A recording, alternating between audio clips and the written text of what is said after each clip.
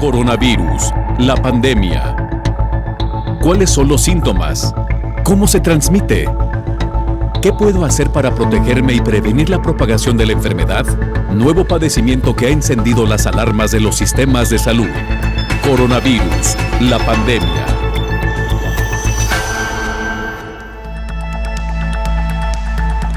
¿Qué tal? ¿Cómo le va? Bienvenido a un programa más de Coronavirus, la pandemia. Le recordamos que esta es una producción de la Universidad de Guadalajara que se transmite a través de Canal 44, la señal de todos, y que llega a México y América Latina gracias a la señal de las televisoras públicas que se suman a esta transmisión. Saludamos a nuestra audiencia también en Radio Universidad de Guadalajara y les invitamos para que se pongan en contacto con nosotros a través de nuestras cuentas en Twitter y Facebook, @Canal 44 TV, y en WhatsApp en el 33 22 42 06 90.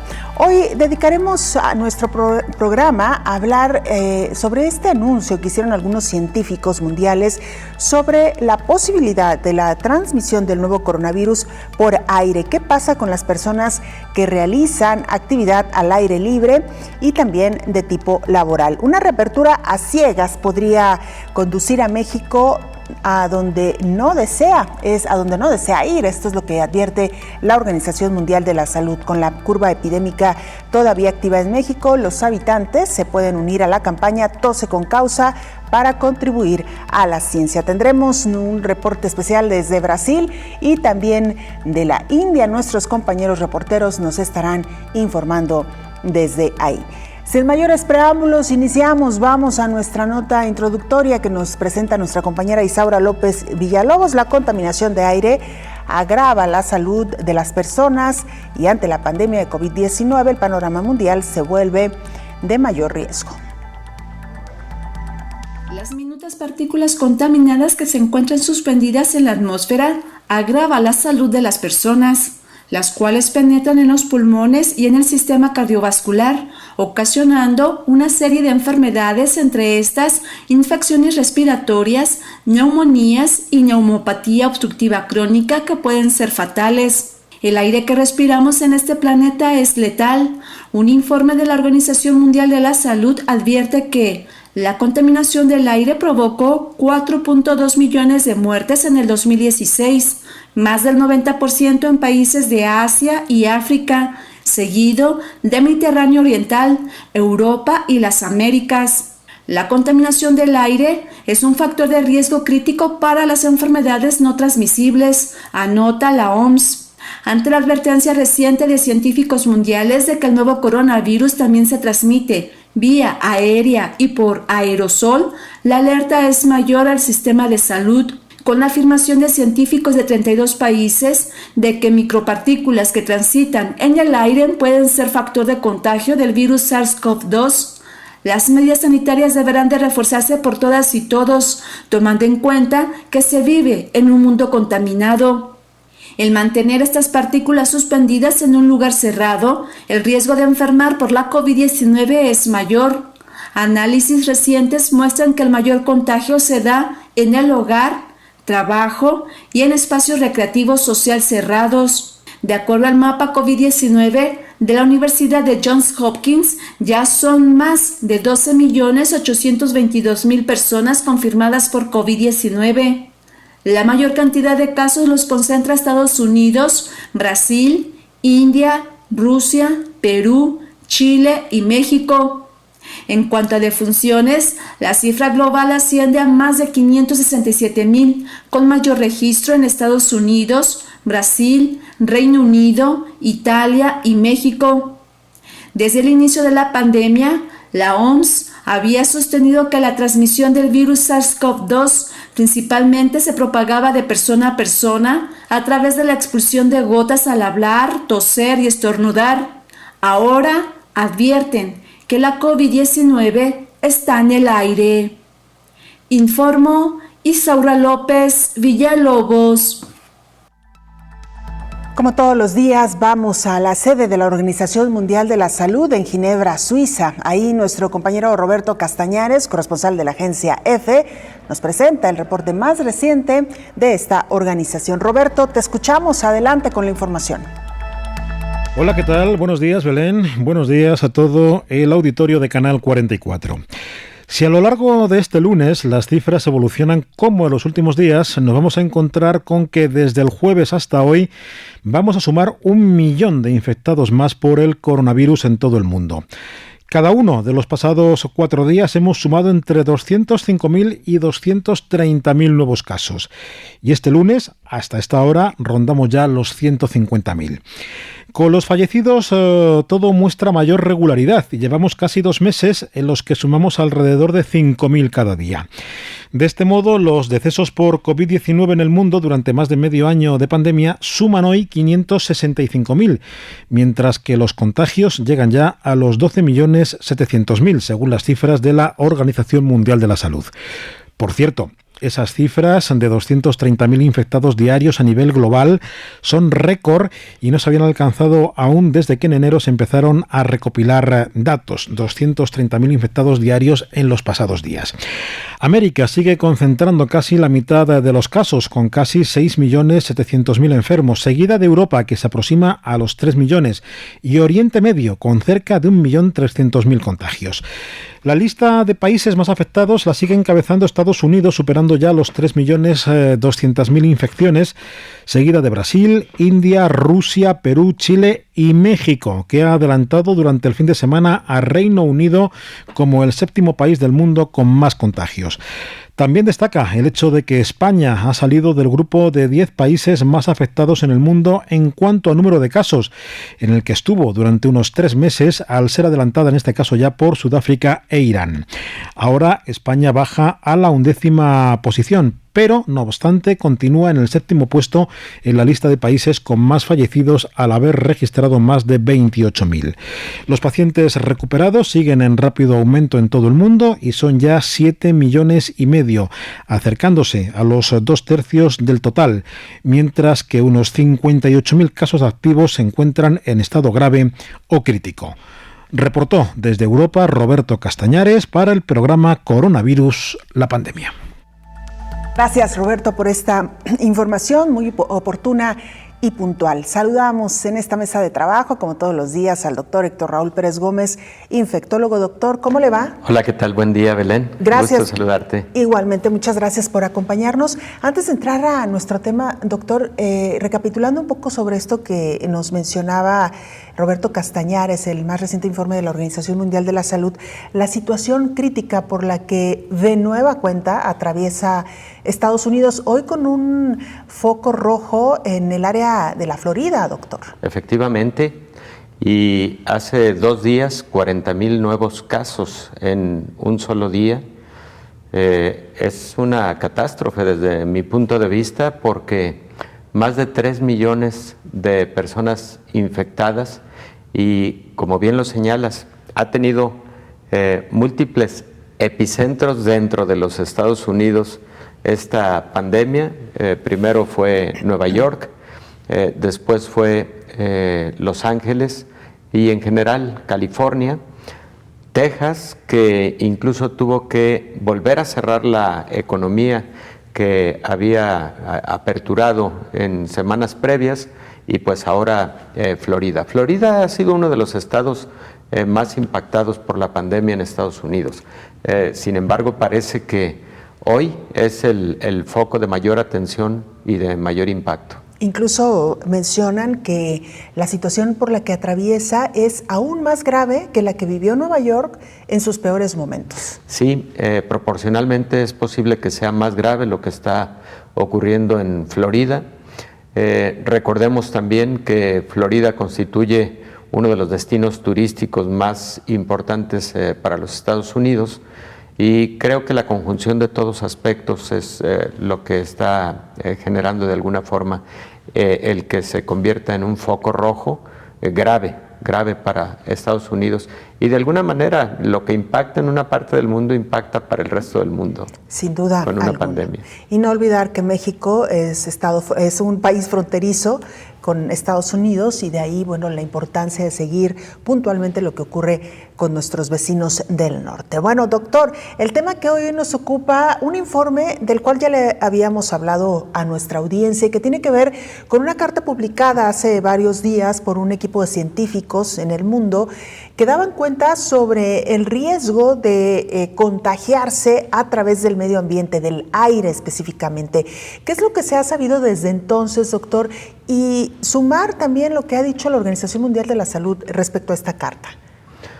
Bueno, la Organización Mundial de la Salud señala en un comunicado reciente también y en una rueda de prensa de la semana pasada que el comunicado que hacen los más de 200 académicos al respecto es producto de una serie de trabajos que algunos de ellos incluso venían realizando con la propia Organización Mundial de la Salud. No les extraña el comunicado, de alguna manera adoptan algunos de estos conceptos y la Organización Mundial de la Salud finalmente hace un adendum a un documento que había emitido desde marzo del 2020 con respecto a los mecanismos de transmisión de la enfermedad. Y en ese adendum, en particular en el que corresponde a la forma de transmisión a través de aerosoles, señala de estos trabajos que han venido demostrando que este virus podría permanecer en micropartículas de aerosoles durante un periodo de tiempo que le puede constituir la posibilidad de transmisión por esta vía. Tradicionalmente, a lo largo de los meses, la Organización Mundial de la Salud había establecido, número uno, la transmisión directa de persona a persona a través de gotas y pequeñas gotas, también conocidas como gotículas. Y lo relativo a la transmisión por aerosoles, digamos que se había reservado a la emisión de aerosoles, pero en procedimientos médicos. Por ejemplo, cuando tú le realizas a un paciente intubación endotraqueal, el paciente puede, a través de la tos, generar aerosoles. Cuando tú le colocas a un paciente nebulizaciones para lograr que expectore mejor, eso genera aerosoles y de hecho en general está proscrito precisamente por ese motivo. Pero este comunicado hace referencia a la generación de aerosoles en espacios cerrados, en donde el hablar y hablar mucho, en donde cantar y en donde gritar, hablar fuerte, pueden ser factores que generen aerosoles que pueden quedar suspendidos en el ambiente y que podrían generar transmisión de la enfermedad sin que esto ocurra de forma directa persona a persona. Y otro aspecto más, ellos señalan que el riesgo aumenta en aquellos espacios cerrados que no tienen una ventilación adecuada, o en aquellos espacios cerrados en donde el uso de aires acondicionados no toma aire ambiente para cumplir su función, sino hace un reciclado del aire y como consecuencia de esto puede estar generando más aerosoles aún. Entonces la Organización Mundial de la Salud decide sí alertar a esa posibilidad y entonces le pide a la población que ante esta posibilidad, todavía lo manejan como una alta posibilidad, 1, se eviten reuniones en espacios cerrados, 2, particularmente con un número importante de personas en donde no se pueda guardar la distancia de al menos 2 metros, número 3, el uso de cubrebocas, que ahí tiene una gran aplicación, como lo hemos venido comentando en esta mesa, creo que desde mucho antes que mucha gente lo dijera como algo generalizado.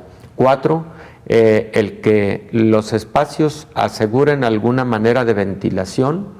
5, el que los fabricantes de aires acondicionados modifiquen algunas normas técnicas para procurar que se utilicen filtros de alta eficiencia en este tipo de aires acondicionados.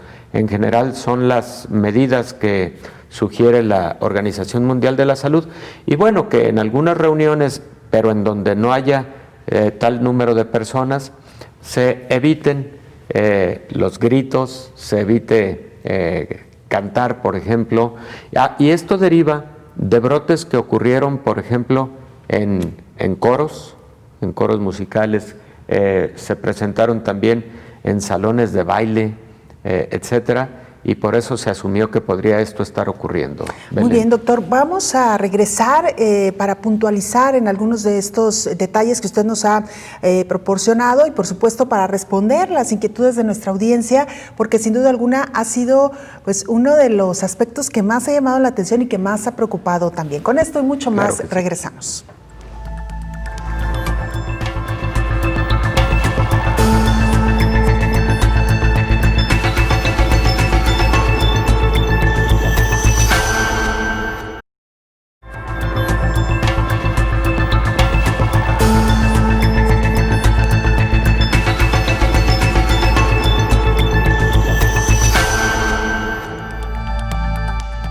Regresamos con más información, hoy hablando de la transmisión de COVID-19 a través del aire. La Organización Mundial de la Salud admite que es posible la transmisión aérea del coronavirus por aerosoles, particularmente en espacios cerrados.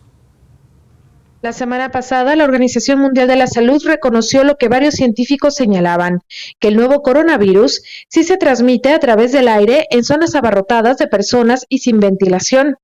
Así lo informó la experta de la Organización Mundial de la Salud, que está al frente de la investigación de COVID-19, Maria Van Kerkhove. Fuera de las instituciones médicas, hay la posibilidad de que haya partículas en el aire en lugares cerrados o llenos de gente, donde hay poca ventilación o donde la gente permanece por periodos largos de tiempo. Lo que hemos visto es que se han reportado gente infectada en este tipo de lugares con poca ventilación, lo que incluye clubes nocturnos, gimnasios o bares, en donde el aire no puede circular libremente. En este tipo de lugares también se dan los casos de contagios por medio de gotas de saliva. La especialista señaló que se requieren de más estudios para comprender estos casos. Explicó que se está buscando el posible rol de transmisión aérea en otras situaciones, particularmente en áreas cerradas, donde se tiene mala ventilación. La transmisión aérea se define como la propagación de un agente infeccioso causado por la diseminación de núcleos de gotitas, aerosoles, que permanecen infecciosos cuando se suspenden en el aire a largas distancias y tiempos, de acuerdo con el reporte actualizado de la OMS sobre los modos de transmisión del virus. El documento señala que este tipo de transmisión puede ocurrir durante los procedimientos médicos que generan aerosoles, informó Rocío López Fonseca. Y con la curva epidemiológica todavía activa en nuestro país, en México, los habitantes se pueden unir a la campaña Tose con Causa para contribuir a la ciencia. Más de 4,000 personas ya contribuyeron a la ciencia con solo toser. Esos sonidos son almacenados en una base de datos. Tose con Causa es una colaboración entre la Universidad de Guadalajara con el Instituto Tecnológico de Massachusetts para desarrollar un algoritmo de inteligencia artificial capaz de diagnosticar COVID-19 a través del sonido de la tos. Cuando haya cerca de 1 millón de participantes, el algoritmo las va a analizar. Entre más personas participen, más aprende. Así, con esa información, este algoritmo podrá distinguir la tos de una persona que ya contrajo COVID-19 y de alguien que todavía no ha sido contagiado, además de diferenciar la tos en personas de distintas edades.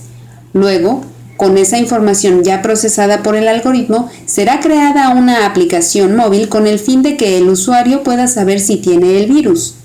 Bárbara Bismanos Lamotte, investigadora del Centro Universitario de Ciencias de la Salud, explicó que esta primera etapa consiste en la recopilación de tos.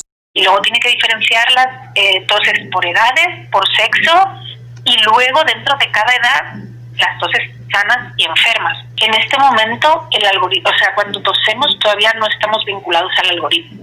En este momento simplemente estamos haciendo como recopilación de sonidos de tos. Los participantes ingresan a la página toseconcausa.udg.mx, graban su voz 3 veces y esa información es recibida por el MIT.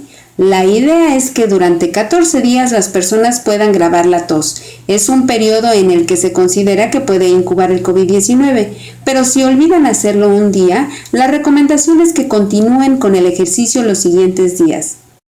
Informó Elizabeth Ortiz.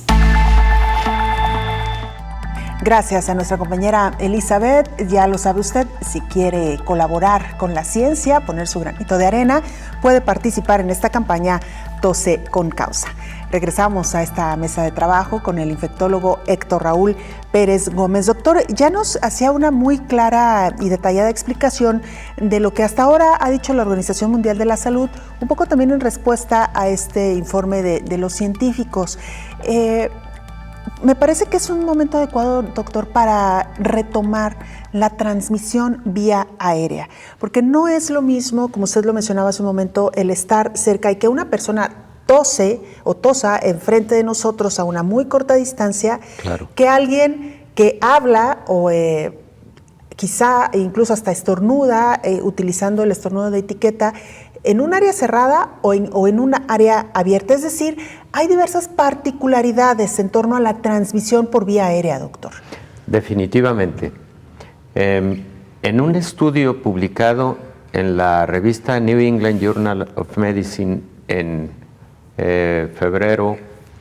marzo de este año, se hicieron algunos estudios respecto de la permanencia de SARS-CoV-2 viable en diferentes superficies, y esto también incluyó el aire. Por ejemplo, se definió que en el aire las partículas más pequeñas, las que derivan de aerosoles y que miden menos de 5 micras, podrían permanecer hasta 3 horas, corrijo. Y que la viabilidad del virus, precisamente por estar contenido en estas pequeñas partículas, pues generaba el riesgo de que al ser respiradas por otra persona pudiera ocurrir infección. Luego se estudió en el cartón, en donde puede permanecer 24 horas, se estudió en el plástico, en el acero inoxidable, en donde puede permanecer entre 2 y 3 días, en fin, y han sido estudios muy serios, en condiciones, sí, muy bien controladas en el laboratorio, pero ya en la vida real, lo que puede ocurrir, antes comentábamos, es que, por ejemplo, la falta de ventilación, el reciclado del aire en lugares cerrados puedan contribuir a esta situación, y la otra, que se genere mayor cantidad de aerosoles, por lo que decíamos previamente, personas hablando en una gran cuantía, pero sobre todo gritando, lo cual puede generar más aerosoles, y finalmente el toser o el estornudar, lo cual puede dejar partículas flotantes y que sí pueden significar un riesgo, ¿no? En ambientes cerrados es particularmente en donde se está haciendo énfasis, porque en ambientes abiertos pareciera no ocurrir tanto riesgo. Por ese motivo, de hecho, la mayor parte del mundo sí ha permitido que se siga teniendo actividad en parques públicos o en espacios deportivos, procurando que los deportes sean deportes individuales para evitar el contacto persona a persona, aunque bueno, ya sabemos que muchas de las ligas de fútbol a nivel mundial ya han reiniciado actividades, como lo han hecho también otros deportes de conjunto, ¿no? Que si eso significa un riesgo, bueno, claro que significa un riesgo. Afortunadamente la mayor parte de estos ligas han hecho como obligatorio el que existan pruebas de laboratorio de cada jugador antes de que pueda participar en el torneo, por ejemplo, ¿no? Una pregunta que nos han hecho en diferentes momentos nuestra audiencia, y aquí quizá tratando de ser un poquito más específico sobre los espacios abiertos, entendemos que el riesgo disminuye porque el aire de alguna manera está limpiando el ambiente. Sin embargo, es posible que un grupo de personas reunidas en un espacio abierto, quizá algunas de ellas ya con el virus, este mismo aire pueda trasladar este virus a otra parte o, digamos, pierde efectividad una vez que es transportado por el viento. ¿Se sabe qué ocurre con el virus en estos casos? Sí, se sabe perfectamente bien. También ha sido motivo de muchos estudios a lo largo de los años.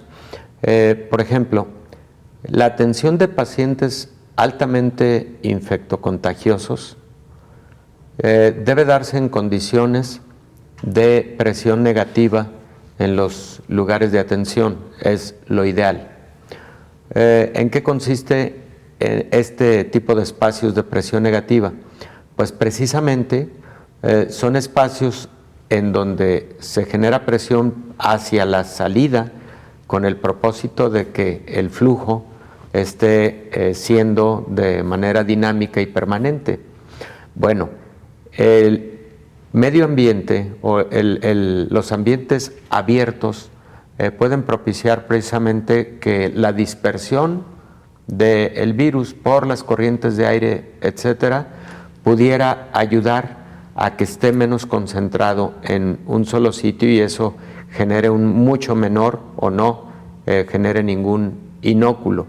Pero también es muy importante sí aclararle a la audiencia lo siguiente, que no por lo que estamos comentando se considere el riesgo de que el virus puede viajar metros, kilómetros, etcétera, por el aire.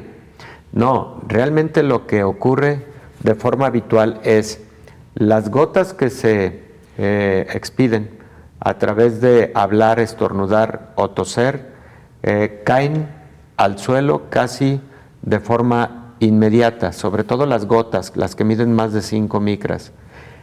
Los aerosoles son los que pueden permanecer flotantes durante un poco más tiempo. Y la dispersión que hace el aire en espacios abiertos genera que esa menor concentración tenga menos riesgo de un inóculo mayor para infectar a un nuevo huésped. Entonces, pero eso tampoco significa que las corrientes de aire lleven al virus a largas distancias, ¿no? Eso es por un lado. Y por otro lado, Belén, bueno, hay tantas cosas que deben estudiarse a propósito de esto.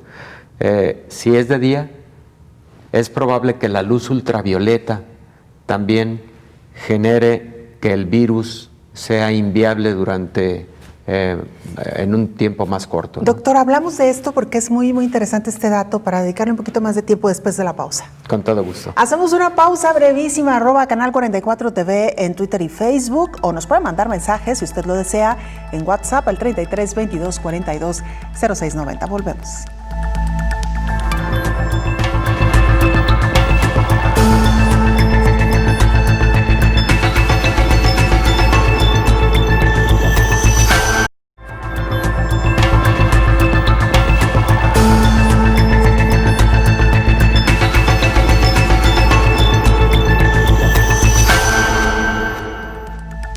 Una reapertura a ciegas, no asociada con un paso cuidadoso del proceso y basada en la comunicación abierta, podría no conducir a donde se desea.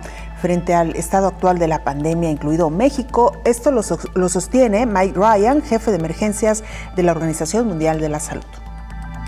La Organización Mundial de la Salud advirtió a México que si continúa con la reapertura de su economía en este momento, en el que sigue la transmisión comunitaria, los casos de COVID seguirán en ascenso y será durante un largo tiempo. El director de emergencias del organismo internacional, Michael Ryan, alertó que si el virus se sigue transmitiendo y el número de casos excede la capacidad del sistema de rastreo para detectarlos y del sistema de salud para absorber pacientes, estaremos donde estábamos en febrero y marzo con sistemas fallando ante la presión de los infectados. México está reabriendo y en ese periodo el número de casos ha aumentado significativamente. Abrir la economía en medio de una transmisión comunitaria intensa puede llevar a una aceleración de casos. No es algo único en la situación de México.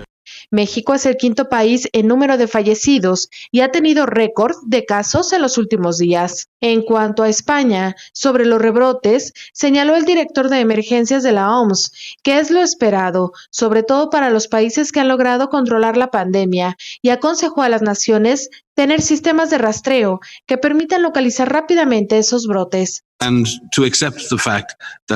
Hay que aceptar que en la situación actual es muy poco probable que podamos erradicar o eliminar este virus. Hay algunos ambientes particulares en los que podría ocurrir, como estados que son islas, pero incluso allí siempre hay riesgo de reimportación.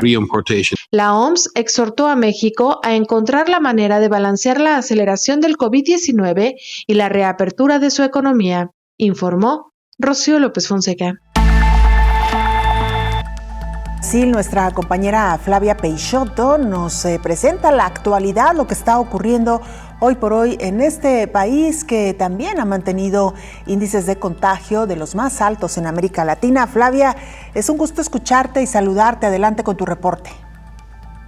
Hola Belén, un gusto saludarte. Un saludo a todo el auditorio del Canal 44. El pasado martes el presidente Bolsonaro anunció que había contraído la COVID-19, que estaba usando la cloroquina para tratarse y suspendió compromisos de trabajo. Bolsonaro tuvo fiebre de 38 grados, cansancio y malestar. Por eso quedó trabajando desde casa. El sábado dijo que ya estaba recuperado y listo para volver a sus compromisos. Después de haber hecho el test, la primera dama Michelle Bolsonaro dijo que su resultado ha sido negativo, así como el resultado de su hija. Pero la abuela de la primera dama está con COVID-19 en estado crítico. Ayer el presidente dijo en sus redes sociales que el combate al coronavirus en Brasil está marcado por la desinformación y por el pánico, con millones de desempleados y trabajadores informales sin ingresos en razón del aislamiento social. De los 27 departamentos de Brasil, en 10 de ellos crecen las defunciones por coronavirus. En 12 departamentos se estabilizó el número y en los otros 5 disminuyó. El país tuvo un promedio de 1.036 muertes al día por coronavirus en la última semana. En total, Brasil tiene casi 1.900.000 casos y más de 72.000 defunciones. Es el segundo país más afectado por la enfermedad después de Estados Unidos. En Brasilia, capital federal, donde yo vivo, crece el número de casos y la capacidad en los hospitales públicos está casi agotada. En otras ciudades donde crece la COVID, los hospitales públicos están alrededor de 80 o 90% de ocupación. Este es mi reporte desde Brasil para Coronavirus, la pandemia. Flavia, pues sin duda alguna ha sido la noticia de los últimos días. ¿Nos escuchas, Flavia? No, creo que se cortó nuestra comunicación con Flavia. Bueno, ya tendremos oportunidad de hablar con ella, doctor Héctor Raúl Pérez Gómez, infectólogo, porque lo que ha llamado mucho la atención, y con base en esto que nos comentaba nuestra compañera en Brasil, es que el presidente haya dado positivo a COVID-19 luego de que ha sido uno de los hombres que más ha puesto en duda, no tanto la existencia del virus, pero sí, digamos, todas estas medidas que se han tomado para evitar los contagios. Sí, hombre, qué lamentable, porque es un mal mensaje de un líder de una nación muy importante también, en donde por el número de habitantes los riesgos siempre han sido altos, y pues ahí tenemos. Se trata del país con el segundo lugar en el número de contagios y fallecimientos. Y por otro lado, pues la controversia que siempre se suscitó y se agudizó más en relación al uso de mascarillas, cubrebocas, y pues esa permanente negativa, ¿no?, de enviar un mensaje contundente en cuanto a la utilidad del uso de mascarilla, que ahora en todo el mundo es una de las grandes recomendaciones, derivado incluso ya de algunos estudios que demuestran la disminución en la emisión de partículas contaminantes, de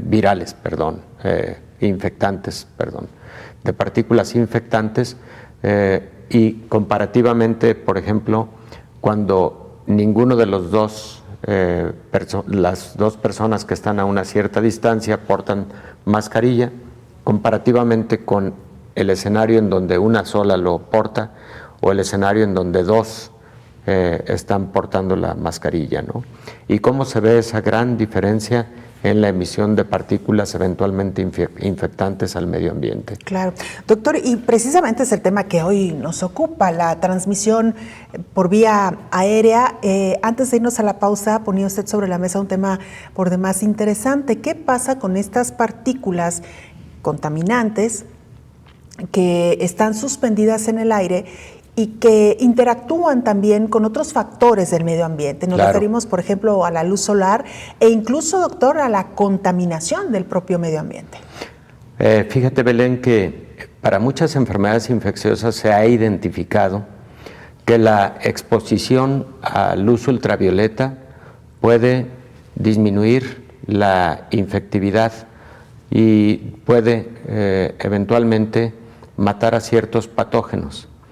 De hecho, en muchos hospitales, en las áreas de enfermos infectocontagiosos, se dispone de arcos de luz ultravioleta para los accesos, precisamente para evitar la transmisión nosocomial, insisto, no necesariamente de COVID-19, sino de otros muchos patógenos en enfermedades infecciosas.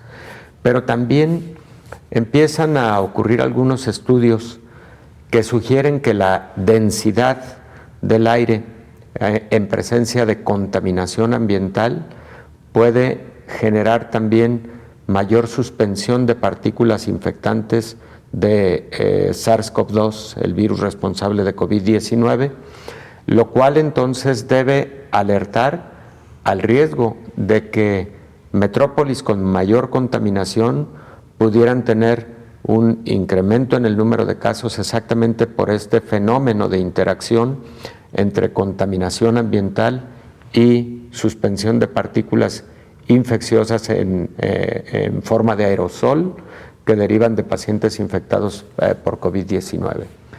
Algo que está en estudio, no hay conclusiones al respecto contundentes, pero es una hipótesis y hay que estar muy atentos a esa posibilidad. Claro. ¿Y qué pasa con los rayos solares, doctor? El día, la noche, ¿cómo se comportan estas partículas? También está en estudio, pero precisamente el reconocimiento de que la luz ultravioleta puede matar agentes infecciosos, patógenos infecciosos, de hecho es algo que casi históricamente conocemos. Si tú quieres, en otros siglos fue algo empírico, pero recordemos que, por ejemplo, los pacientes que padecían tuberculosis en el siglo XVII eran pacientes que se internaban en lugares conocidos como sanatorios. De ahí vino ese término de sanatorio. Y no existían los fármacos contra Mycobacterium tuberculosis. Sin embargo, sí se sabía que muchos pacientes podrían tener mejor recuperación cuando se sacaban de sus habitaciones y una buena parte del día se mantenían a la exposición solar. Se piensa que uno de los motivos era precisamente la exposición a luz ultravioleta, que por cierto no debe ser tan excesiva, claro, porque sabemos del riesgo de cáncer de piel, ¿no? Pero esto lo comento porque con un antecedente histórico de esa naturaleza Luego vinieron estudios ya más en forma y con metodología científica mucho más ortodoxa, en donde se ha demostrado que la exposición a luz ultravioleta puede reducir la infectividad con ciertos agentes patógenos. Y doctor, ¿la lluvia puede limpiar también el medio ambiente? La lluvia puede limpiar el medio ambiente y puede limpiar la densidad en función de contaminación ambiental, eso lo sabemos, pero eso no necesariamente significa que ocurra lo mismo con relación a aerosoles que se han suspendido temporalmente en el medio ambiente con partículas infectantes por SARS-CoV-2. Es algo que no se tiene estudiado por el momento y que de hecho la única manera de estudiarse es posible sea con ambientes controlados en laboratorio. Entonces, generar condiciones parecidas a lluvia y entonces hacer mediciones de partículas virales, lo cual sí se puede hacer. De hecho, el estudio al que hacía referencia de New England Journal of Medicine en cuanto a la permanencia de este virus en superficies, en el aire, etcétera, fue en condiciones controladas en el laboratorio. Pero tienes mucha razón, intervienen muchas más variables. Claro, muchos factores. Hay lluvia, hay contaminación ambiental, hay sol, hay tantas cosas, ¿no? Claro. Hay vientos. Exacto. Etcétera. Bueno, doctor, vamos a regresar para hablar un poco de cómo podemos, primero, evitar ser un ente contaminante, ¿no? ¿Cómo podemos contribuir para no arrojar estas partículas al aire? Y qué tanto podemos también nosotros sanitizar el ambiente, ¿no? Particularmente en lugares cerrados. Con esto y mucho más regresamos después de la pausa. Usted no se vaya, volvemos.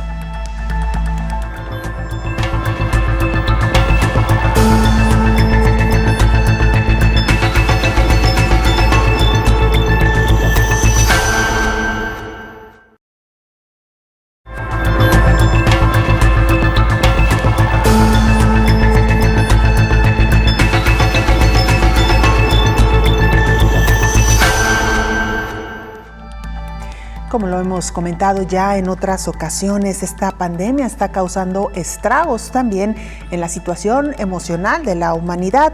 Personas con el síndrome de corazón roto y aumentan también los casos durante la contingencia sanitaria. Investigadores de la clínica Cleveland encontraron un aumento significativo en pacientes que experimentan miocardiopatía por estrés, también conocida como síndrome del corazón roto, durante la pandemia de COVID-19. La cardiomiopatía por estrés sucede como una respuesta a la angustia física o emocional y causa disfunción o falla en el músculo cardíaco. Los pacientes experimentan síntomas similares a un ataque cardíaco, dolor en el pecho y dificultad para respirar, pero generalmente no tienen arterias coronarias bloqueadas de forma aguda. Sin embargo, el ventrículo izquierdo del corazón puede mostrar agrandamiento. Otros síntomas incluyen latidos cardíacos irregulares, desmayos, presión arterial baja y shock cardiogénico, que consiste en la incapacidad del corazón para bombear suficiente sangre para satisfacer las demandas del cuerpo debido al impacto de las hormonas del estrés en las células del corazón. Para el estudio, los cardiólogos examinaron a 258 pacientes que ingresaron a la clínica Cleveland y a la clínica Cleveland Akron General, con síntomas cardíacos conocidos como síndrome coronario agudo entre el 1 de marzo y el 30 de abril. Los cardiólogos hicieron la comparación con 4 grupos de control de pacientes con el síndrome antes de la pandemia. Así, encontraron un aumento significativo en pacientes diagnosticados con miocardiopatía por estrés, con 7.8% en comparación con los del periodo previo a la pandemia, que fue de 1.7%. Los pacientes con miocardiopatía por estrés durante la pandemia de COVID-19 tuvieron una estadía hospitalaria más prolongada en comparación con los hospitalizados en el periodo previo a la COVID. Sin embargo, no hubo diferencias significativas en la mortalidad entre los grupos. Todos los pacientes diagnosticados con miocardiopatía por estrés dieron negativo para COVID-19, informó Elizabeth Ortiz. Ya lo escuchó usted, síndrome del corazón roto, esto que también se ha venido registrando, reportando en personas que pues enfrentan esta angustia ante la posibilidad de contagiarse por COVID-19. Vámonos ahora a la India. Ahí está Alejandro Otero, corresponsal de la agencia EFE, quien nos presenta el más reciente informe. Alejandro, te saludamos y te escuchamos. Adelante con el reporte. Hola, ¿qué tal? Buenos días, Belén, y buenos días a toda la audiencia del Canal 44. Con casi 880.000 casos confirmados de coronavirus, la India es ya el tercer país del mundo más afectado por la pandemia, después de Estados Unidos y Brasil. Pero pese a la elevada cifra de contagios, los fallecidos son apenas 23.200, una cifra muy inferior a la de otros países con menos casos positivos de COVID-19. El gobierno indio se agarra a esa cifra y a la de recuperados, que superan los 550.000, para asegurar que tiene la situación bajo control y que las medidas de estricto confinamiento entre marzo y junio fueron las adecuadas. Sin embargo, desde que se levantó el confinamiento a principios de junio, aunque aún quedan restricciones, el número de contagios se ha disparado.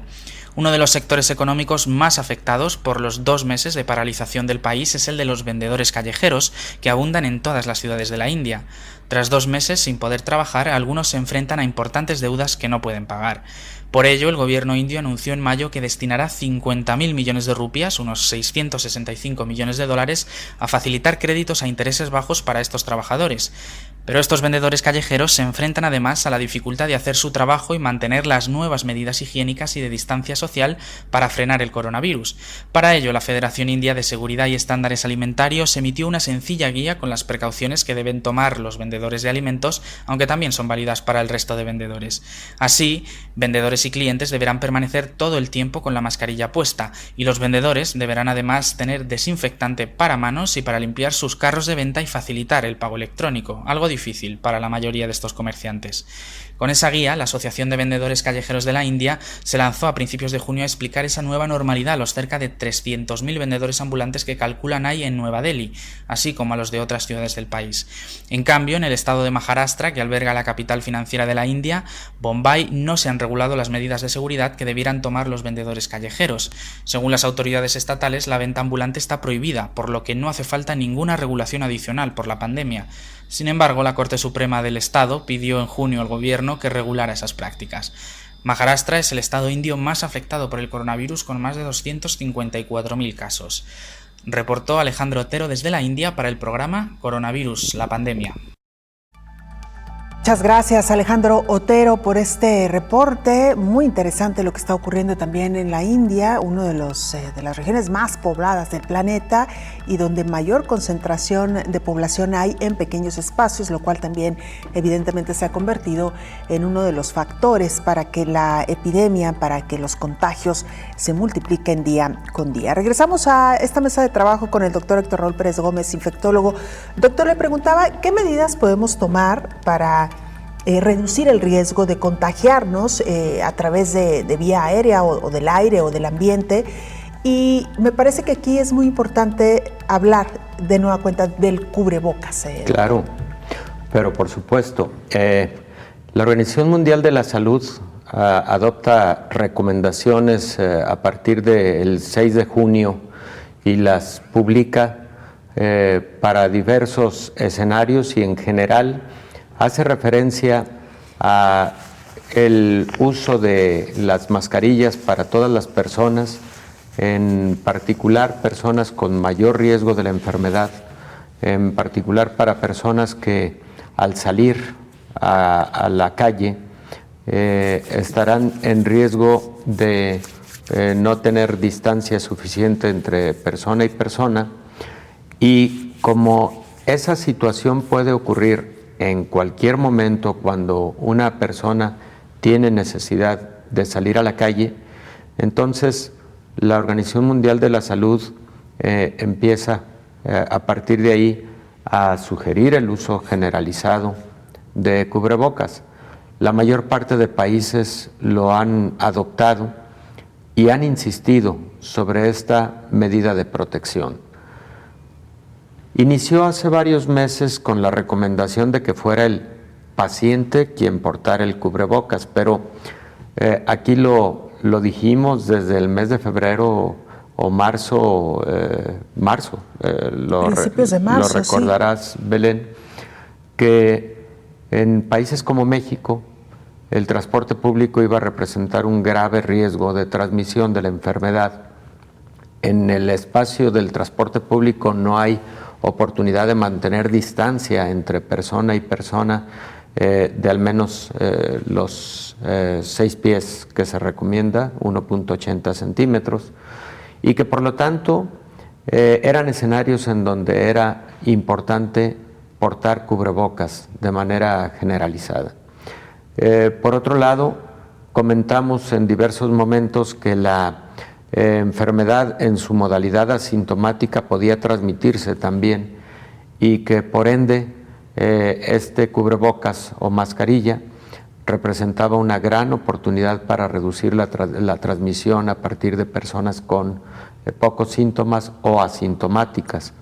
Entonces, hoy por hoy creo que es una de las medidas más importantes. Y ahora, con lo que se acaba de publicar relativo a la permanencia del virus durante determinado tiempo, variable dependiendo de las circunstancias, pero en lugares cerrados, en lugares en donde no hay suficiente ventilación, etcétera, bueno, creo que ahí hay otro motivo importante para el uso generalizado de cubrebocas. Hoy por hoy considero que es una de las medidas más importantes, pero el uso adecuado, lo hemos platicado también en muchas ocasiones. Número 2, pues el mantener siempre limpias nuestras manos a través del lavado frecuente con agua y jabón, y si no tenemos disponibilidad de agua y jabón, con gel de alcohol. La otra es evitar al máximo posible estar llevando nuestras manos a la cara. Y por otro lado, la limpieza de superficies y desinfección de superficies, ¿no?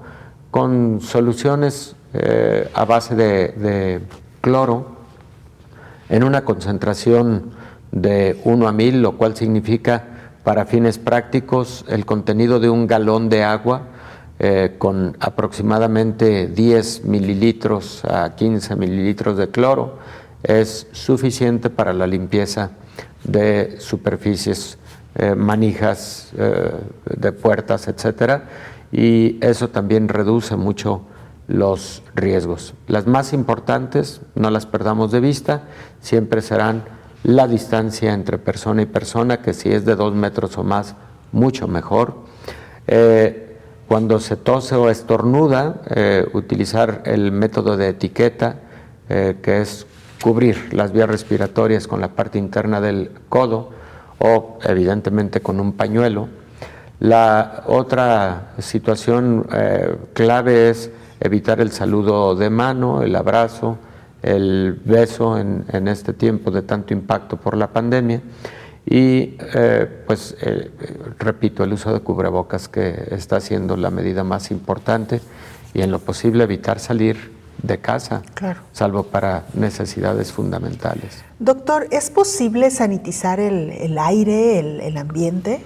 Fíjate, Belén, que se ha discutido y yo creo que no hay suficientes estudios para poderlo recomendar. No los hay, y la Organización Mundial de la Salud en general, por ejemplo, no ha logrado girar algunas recomendaciones ni con respecto a sanitizantes del ambiente, ni con respecto, por ejemplo, a la utilización de ozono, que también ha sido muy comentado en diversos momentos. Se necesitan estudios mucho más controlados, haciendo mediciones virológicas, pero a partir de esos estudios en el laboratorio, poder emitir recomendaciones con mucho más sustento será fundamental, porque si no, los esfuerzos, los recursos económicos también cuentan, y creo que ante todo lo que sí está perfectamente demostrado, que son superficies, ahí es a donde debemos concentrar más la atención, más que el utilizar sanitizantes hacia hacia el ambiente. Estos aerosoles que se pusieron también tan de moda, ¿no, doctor? Así es, no está comprobado que reduzcan el riesgo de transmisión.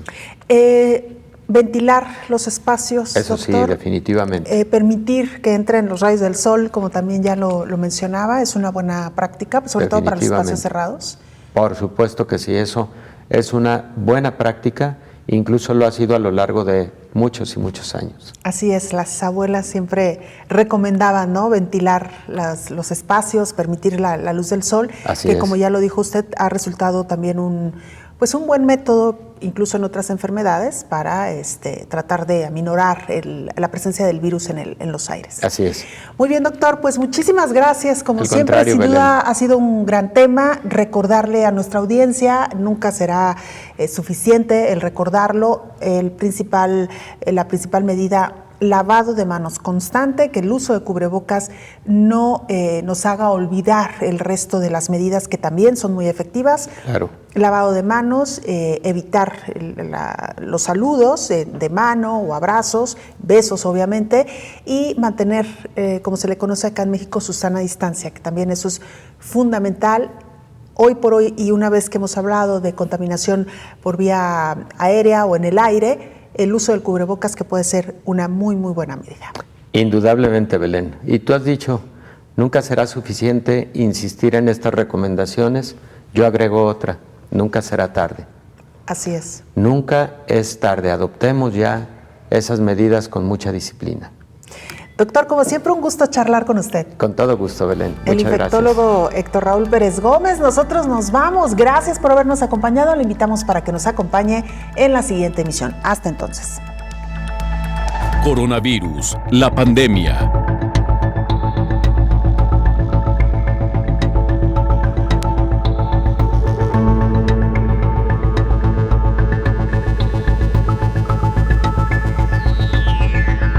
Coronavirus, la pandemia.